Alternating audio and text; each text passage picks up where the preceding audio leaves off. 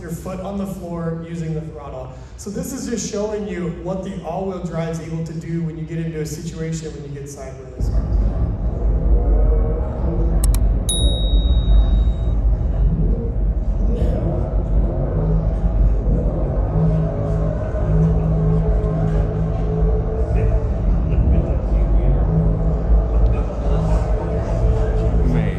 So I paused it right here, and if your calculations are looking about where the directional path, there's that 75 degrees. That window is what you're looking out. So this was a little bit of an oopsie that I had. It was really icy in the morning, and I came into that on-cambered uphill, and I came down and I'm like, oh boy, this is gonna be bad. Well, rather than just running out of knobs and kind of just spinning like this, I put my foot to the floor and the car pulled out. And before I show you this, we had professional drifters there, people that do this for a living. They saw this and came up to us and said, my drift car can't even do that. That is phenomenal what the Eray can do.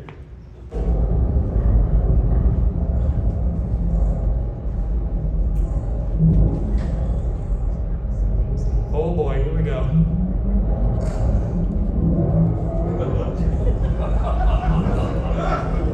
You see how the front axle pulled us out of that? No other car I've driven can do that. And really, you can think that disconnected axle, and what I mean by that is when it can actually spool up the front motor at a much higher RPM than the rear. So you're actually going to, if you look at like a torque split, that's probably pushing most of the torque to the front axle rather than the rear, and there's no mechanical relationship, so you can do it on an instant, and it can really bail you out and pull you out of those conditions. And that's what makes our Eray architecture so unique and so powerful. So you heard we did good, we put it on the podium, but really my favorite part was giving taxi laps and showing all these people what this car can do from the passenger seat. These are just some neat pictures that were taken along the day, but when you're trying to do fast laps, you're trying to keep the car inch perfect as you go across the snow and ice. Taxi laps, put your foot to the floor and let it slide.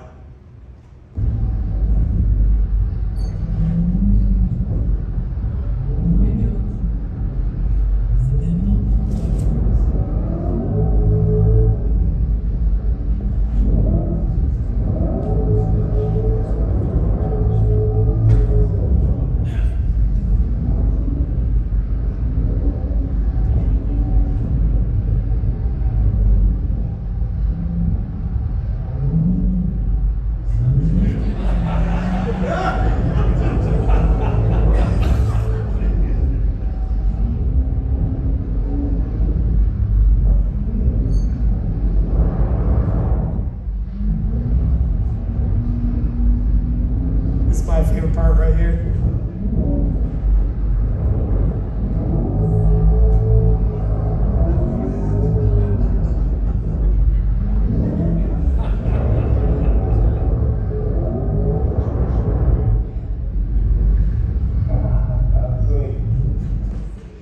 So it's really funny. It's hard to make. Thank you. It's hard to make videos in the snow and ice look fun and fast because you are going slower, you're on a much lower grip surface. So the only way to do that is to make the car slide around like that and have fun. This video was actually taken by one of the spectators, and Trevor Tompkins from Communications actually tracked them down to get it because it was such an awesome video from the outside, we had to have it. Here, I'll grab it.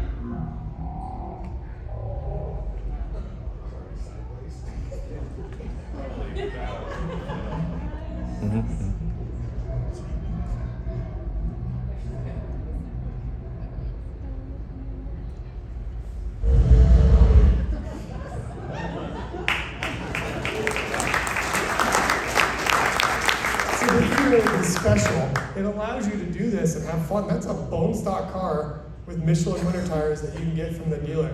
We literally spent so much time at Winter Test waiting for this opportunity and waiting for customers to go out and have fun in the snow that we truly cannot wait to hear what you guys think of this car. These were some of the neat pictures taken across the event, and we had a lot of social media outreach from this, and this one was actually really funny. If you watch this Mobile One post, they're like, yeah, it's a hybrid, and then they go on to say something about, but watch this, and it's completely sideways going through there. This car is different. If you think of the Mission, it was never a hybrid to be efficient and have good fuel economy. Those things are side effects that are positives, but really, this was an electrified car to add power to the front axle in addition to the LT2 and to give it that all-wheel drive performance. And we're so proud of the way the car turned out. So really, what we need you guys to do is to buy these because my trips are expensive, like Tag said. We need to be able to support this. So go get out there, go get an Eray, turn traction and stability off, find some snow, and have fun. So before we jump into questions, I just want to highlight what that blue car is out there. We have a very special opportunity to bring this car here and show it off, but General Motors and Michelin have sponsored an event called One Lap of America. Give this a look up when you guys have time. We're taking that Eray across the country to all of these tracks. There's 7 of them, and we're going up against the best people in the world racing this car track to track and driving this between the event. You can follow us through there. We need all the support we can get. The Z06 did great last year, and we're hoping to do the same. So with that, let's have some questions.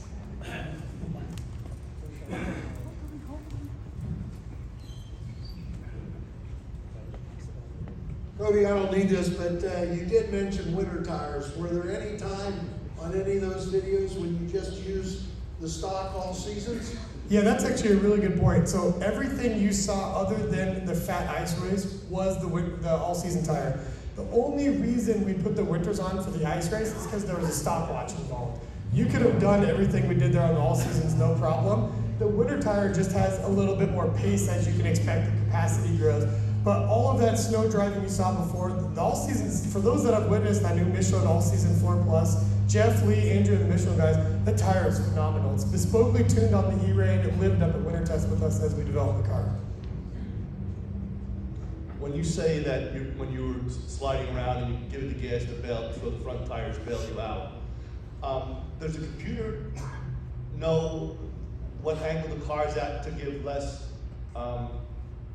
acceleration to the rear wheels, and that's how the front tires are bringing you back around? Yeah, so that's a great question. So the car has a very complicated and sophisticated all-wheel drive vehicle dynamics model that's comprehending vehicle side slip, front to rear wheel slip, as well as what the driver's doing and some other criteria. And exactly that, the way the all-wheel drive works is it splits a percentage of the total driver request. So let's say you requested 100% with your pedal.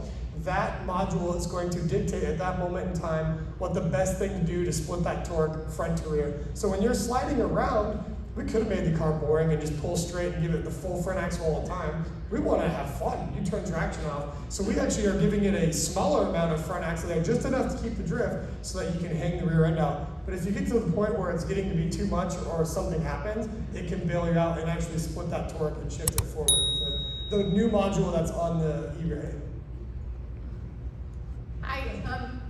Awesome car, but I think that we need to upgrade the PDR so that it tracks with the 75 degrees. I like it. Because the PDR, you're missing half of the view as you're going around a curve. That's brilliant. We will take notes on that one. We need a drift screen. So when's the self-driving mode coming on? Where's the fun in that? Put your foot to the floor, you can do it. Hey Cody, talk a little bit more about getting the car into the ice rink at Rockefeller Center, because we talked about that on the Corvette Today podcast. It's a great story of how you got the cars into the ice rink and running out of gas and everything. Tell that story. It's fabulous. Yes, thank you, Steve. And anyone that wants to see the full in-depth presentation, NCM has it on their YouTube channel. You can watch everything from last year or listen to the Corvette Today podcast. What a wild story. So that whole thing started where we wanted to show the car in a way to the world that's never been seen before. And we knew we wanted to be on low view so you could see the front wheels throwing the snow and the ice out. Where do you do that? Well, the Corvette was born in New York. Let's do it downtown New York. Where in New York do you do this? And that's when Trevor Tompkins from Communications like, hey, can you drift the Rockefeller? And I was like, I don't even know what that is, but we can do it. Look it up, I'm from Oregon, from the West Coast, looking like, oh boy, that's small. But then you're like, well, how do you get the car in there? And that's where the story gets wild. If we didn't have pictures and videos, nobody would believe this. But we rented a huge crane, got a permit with the city of New York, and we craned down 2 cars onto the ice rink. Like, what a ridiculous process. But the thing is, the Eray, it recharges only from regenerative energy, right? There's no plug-in. Well, you can discharge the energy very quickly when you're spinning and hooning it around. Rockefeller's not very big, it takes like an hour just going around in circles. That's super small. So we had to crane the car back out 2 in the morning and go rip up and down the New York streets to build up the energy.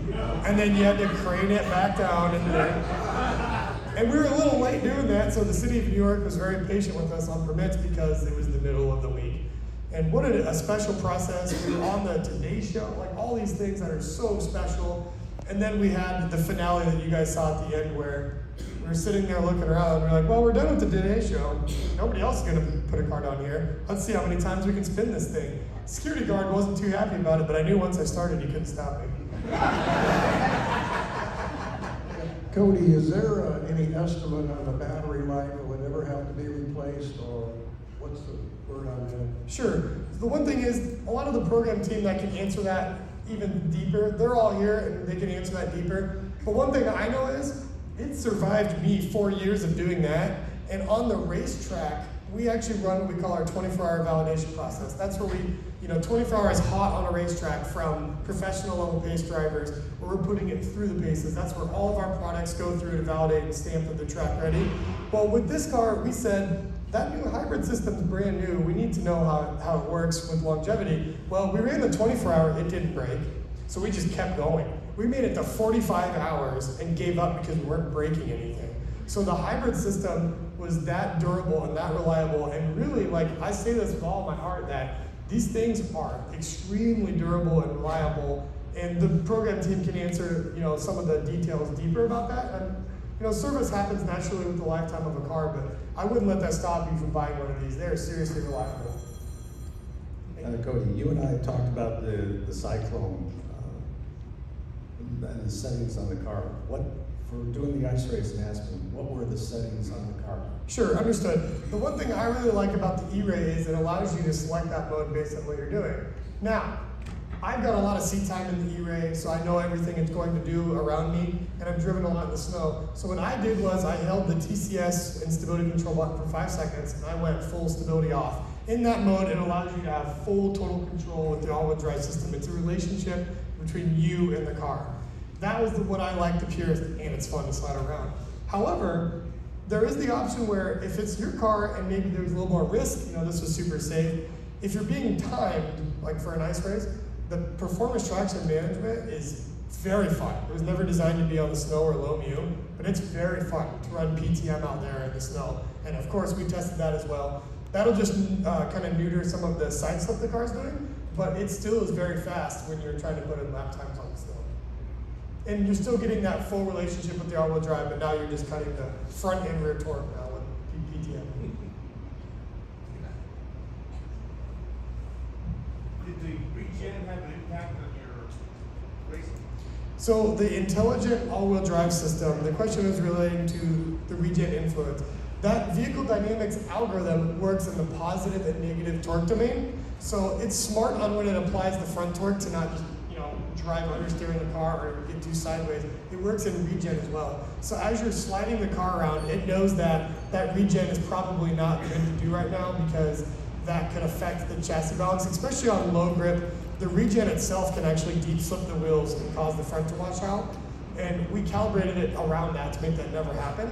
But when you're on the brakes, if you're not in anti-lock brakes, so you're not ABS actively locking the wheels, it will regen to a degree, but only when it's beneficial, not detrimental to the vehicle performance. So we can show the PDR if you want to look at it later, but I would expect that through this, it was mostly all positive discharge and very little recharge.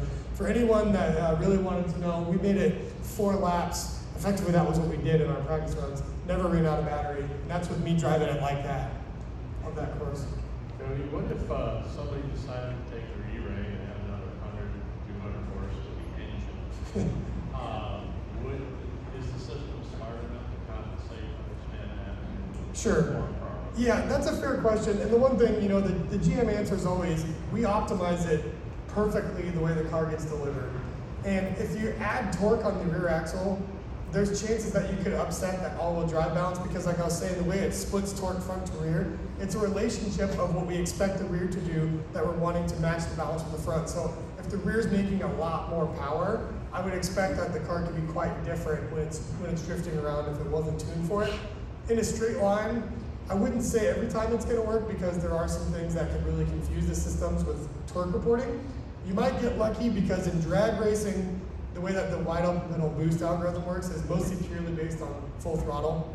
So if you're full throttle, you're typically gonna get the full torque, but that comes with an asterisk of the propulsion system and chassis system are so tightly coupled on this car, you do have to be careful on how you monitor that with the E-Ray. I saw someone else has already tried this. I saw a twin turbo E-Ray on the internet. Pretty cool. I don't know how well it worked personally, but we made it perfect for the way it was delivered in the showroom, the relationship between the axles. Cody, thank you for everything that you're telling us this morning, but can you speak to the typical C8 owner? Why would we make a change from, being a street-driven or tour-driven car, why we would consider an E-Ray or an upgrade to an E-Ray? Is this in the respect to us, like a Stingray? Yes, sir. Sure. Yeah, really, the easy one is this: if you have the money, right? The Stingray is a fantastic car, so the value is phenomenal. If you have the money to bridge that delta gap, usually 1 0 to 60 will tell you that answer pretty quickly. It's phenomenal. And then usually the cyclone will tip you over to the next one. But really, what it allows you to do is, it gives you those standard all seasons, right? So if you wanted the Grand Tour of the Stingray, let's say it's 45 degrees, and oh boy, I'm going through Utah or Colorado, and there's some snow there. It's now fun, right? Like the car is so stable and safe. You've got that all-wheel drive there to help you dig through those conditions. So really, it just raises that Grand Tour, and the way that the chassis aggression is set up, it sits between a Stingray and a Z06, so it's not super stiff. It was designed very much to be something you can drive across the country, and it's just faster than a Stingray. So you're paying for that performance, you're paying for the all-wheel drive and stealth mode, which is a nice way to get out of your neighborhood. Yes. When is your next race, and will there be a Corvette corral? That's a great point. So when we talk about One Lap of America, now this is in high grip, that event comes to NCM. So if you look here, I can tell you, hang on, stand by. May 8th will be right across the street. If you guys are local, come support us. We'll be right here putting the E-Ray on track.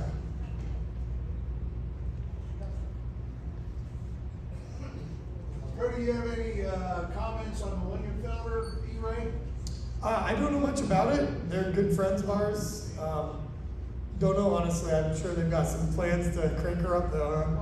I think it just recently came out, but I just wonder what the durability is going to be when you're adding that much horsepower, and then also the correlation of synchronizing front wheel drive and the rear wheel. Sure. Yeah, that was pretty similar answer to what we said over here, but Dave Simpson's here, who knows a lot about the transmission durability, etc. But I mean, we're pretty confident the way we present the car factory, and I guess if you really care about warranty and braking stuff, etc., it's kind of on you at that point if you start modifying them that hard.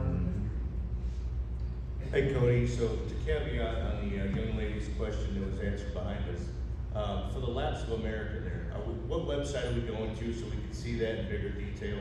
I know you mentioned Motorsports Park, but I know there's some other near Chicago, Right. Wisconsin.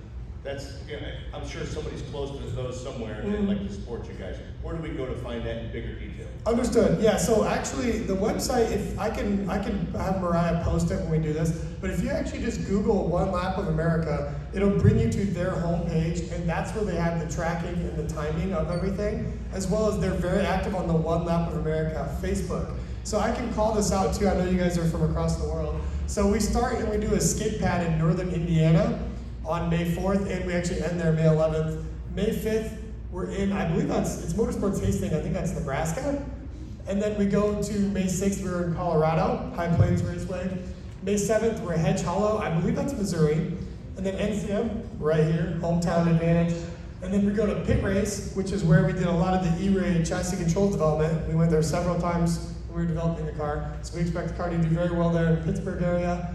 And then we head back into Ohio for a drag race, where if that doesn't do well, we should do very well in the drag race there. And then we come back to Indiana to finish the event. And as you guys know, the Z06 last year did very good. They went to a couple different tracks, And Brian Wallace and Andrew Simwell, two of our coworkers from GM and Michelin Respect, actually won a couple of the events when they were out there. So, Cody, Car and Driver did the lightning lab, and I found it interesting to read about how they had to try to get a maximum lap time. Mhm. They had to press the regen button Mhm. at a certain point, Sure. depending on where they were on the track. I found it very awkward because of where it's placed as opposed to being up here on the steering wheel or something like that. Do you find that an issue if you're racing where the regen button is, if in fact you have to use that to get around the lap? Sure. Yeah, so I was actually there helping coach Car and Driver. So the one thing we could say too is there's a long and a short answer to this. So the Charge Plus mode, which is the button that they were pressing, that has several functions. When you're driving around on the street, it's mostly there to build up the energy so that you can have full charge if you want to use stealth mode or go do 0-60s. Or on a racetrack, when you're in track or performance traction management and you press Charge Plus, now you've actually unlocked a mode that consciously pulls down the energy on a racetrack to preserve it more linearly. So what I mean by that is if you're in Charge Plus on a racetrack and you go on a straightaway, it's gonna boost you out of a corner and then it's gonna taper off. And the reason it's doing that is to preserve the energy so that you can have consistency over what we call like a track day or a tank of fuel. Now, based on the battery size, if you're not in Charge Plus, you're in what we call max deplete. That's what it's giving you, no joke, it's giving you everything it's got in a straight line. So that's that free energy, not helping you for dynamics, purely making you go faster. So the sizing of the battery is only what it is, right? 1.9 kilowatt hour. And VIR Grand is a very, very long track. Now, I will say you can lap that forever through a tank of fuel in either max deplete or Charge Plus. You will always have vehicle dynamics all-wheel drive. You're never gonna lose your all-wheel drive. So that's a given. If you want to get maximum pace out of the car for a track that's typically over 90 seconds, then the best way to do it is to actually start playing button games. And it's actually engaging and fun. The program team and I, we went back and forth on this a lot if we wanted to do that in the car or not. But we found that allowing people to engage with the front axle gives them that relationship where they get to decide where they can deploy the energy. It almost feels like an F1 car. You get to pick when you get to squirt the energy down the straightaway. And it is a new button and it's right here. Trevor Hall was with me on the track yesterday over there. I was pressing it 3 or 4 times over there. I can get it every time, no problem. I think maybe give us a chance because I think you'll get used to it. And I think you can slap it pretty easily. And the Eray is very stable in the corners, so you're not trying to dance around catching it. But yeah, I just want to highlight for anyone that takes them on the track, you can leave it in either mode and the car is fantastic.